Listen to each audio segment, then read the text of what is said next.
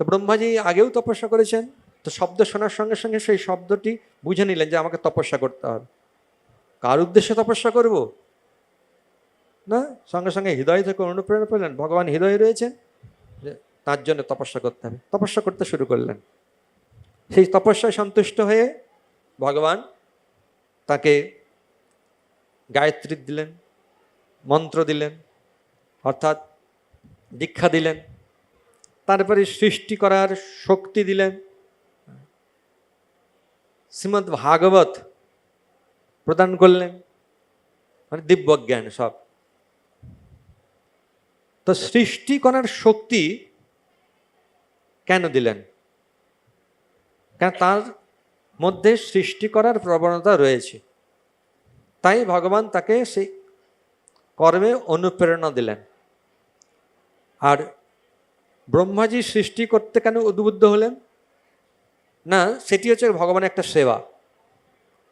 কেননা বদ্ধ জীবে না, তারা ভগবানকে ভুলে এই জড়জগৎকেই স্থায়ী রূপে গ্রহণ করেছে।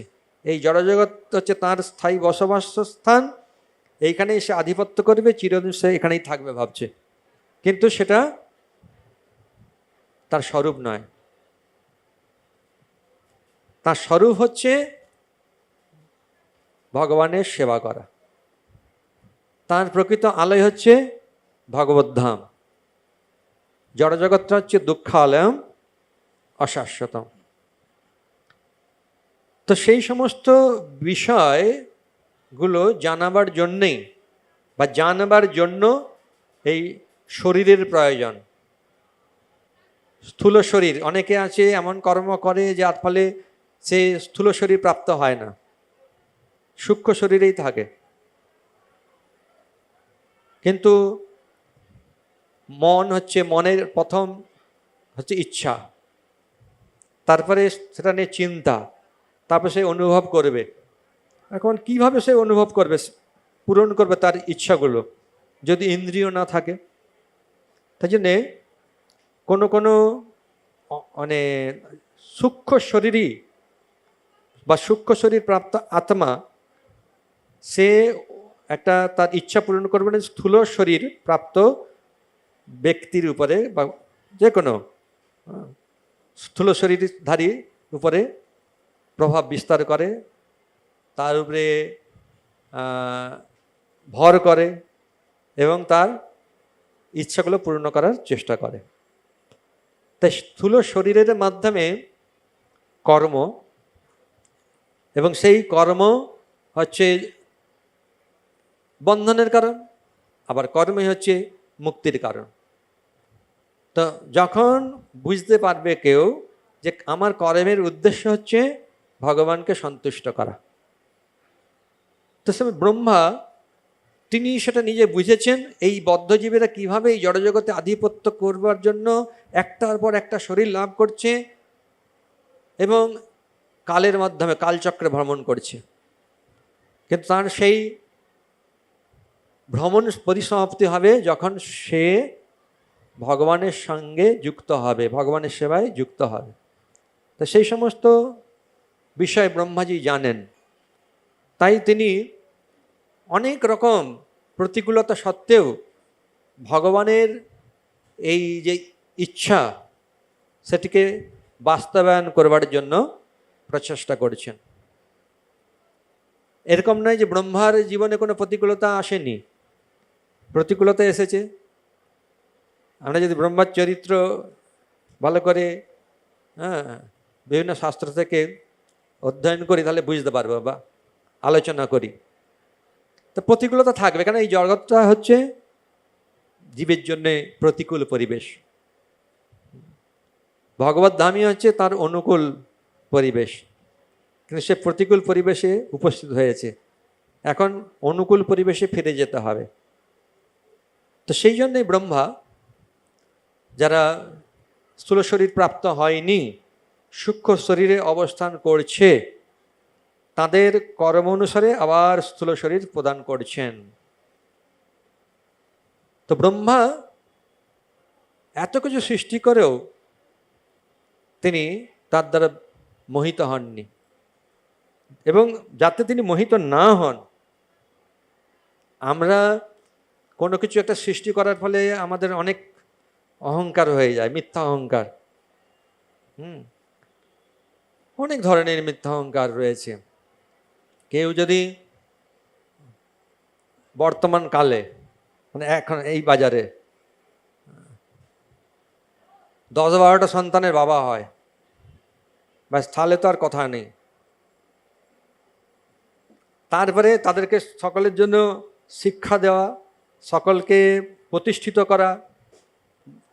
আমি হচ্ছি এমন বাবা, দেখুন আমার প্রত্যেকটা ছেলেকে আমি প্রতিষ্ঠিত করে ফেলেছি, প্রত্যেকের জন্য আলাদা ঘরের ব্যবস্থা, প্রত্যেকের জন্য বৌমা তৈরি, বৌমা নাতি পুতি সবার দ্বারা আমি পরিবেষ্টিত একদম রয়েছি। আমার জীবন সফল, এইটুকুন। কিন্তু দেখুন ব্রহ্মা তিনি তার মন থেকে সৃষ্টি করছেন, তার হৃদয় থেকে সৃষ্টি করছেন, তার পেছন থেকে সৃষ্টি করছেন, তার আঙুল থেকে সৃষ্টি করছেন, তার হাত থেকে সৃষ্টি করছেন, বিভিন্ন অঙ্গ থেকে তিনি সৃষ্টি করছেন। তার জন্যে তার স্ত্রীর প্রয়োজন হয়নি, কিন্তু সবসময় তিনি তার স্থিতিতে স্বরূপে অবস্থিত। এইটাই তিনি প্রার্থনা করেছেন যে এই সৃষ্টি কার্যে যেন আমার অহংকার না হয়, আমি যেন নিজেকে স্রষ্টা বলে মনে না করি। বাস্তবে আপনি হচ্ছেন স্রষ্টা। এই যে পাখা ঘুরছে, মাইক চলছে, গাছে কত ফল ফুল বিভিন্ন ধরনের স্বাদে পরিপূর্ণ, ফুল কত ধরনের রং, জল প্রবাহিত হচ্ছে, আকাশে বৃষ্টি হচ্ছে, ইত্যাদি যা কিছু আমরা দেখছি, এগুলো কোথা থেকে এসেছে? হ্যাঁ, কে নিয়ে এসেছে? ব্রহ্মা আদি সব নিয়ে এসেছে? না, ব্রহ্মাই যেন মূল স্রষ্টা নন, তিনি গৌণ স্রষ্টা। মূল স্রষ্টা হচ্ছেন ভগবান।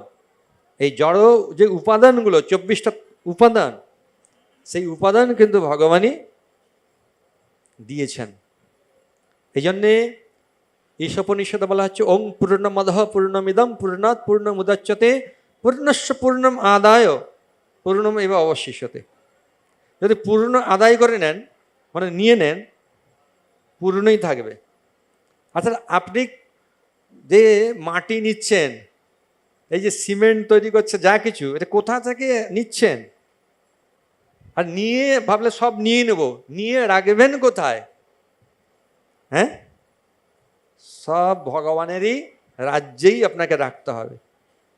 এখানে এমন কোনো স্থান নেই যেটা ভগবানের নয়। যখনই কেউ মনে করে যে এইটা হ্যাঁ এটা ভগবানের, একটু ভালো, একটু অনেকে আছে তো বলে সব কিছুই আমার, আমি হচ্ছি ঈশ্বর অহম ভোগী, আমার তার থেকে উন্নত না। ভগবানের আছে ঠিকই, ভগবানের স্রষ্টা, ভগবান কে হবে যে হোক, অত দরকার নেই, মাথা ঘামানোর দরকার নেই, যে হোক হবে। আবার অনেক আছে মাথা ঘামায়, ঠিক আছে এটা ভগবানের, এটা আমার, এই যে এইটা ভগবানের, এইটা আমার, এ আরেক মায়া। তো সব কিছু ভগবানের,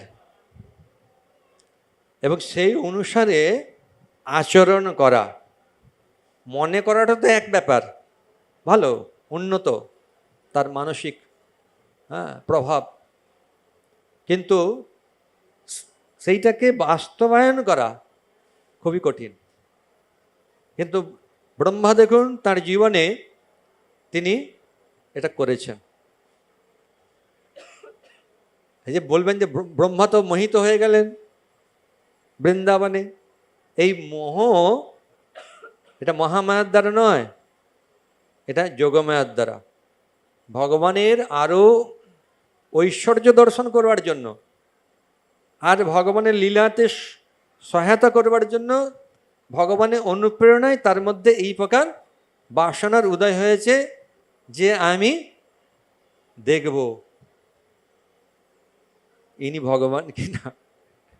হ্যাঁ, এরকম বাস্তবে কিন্তু ভগবানের ঐশ্বর্য দেখবার জন্যই তার এই রকম ইচ্ছা হয়েছিল।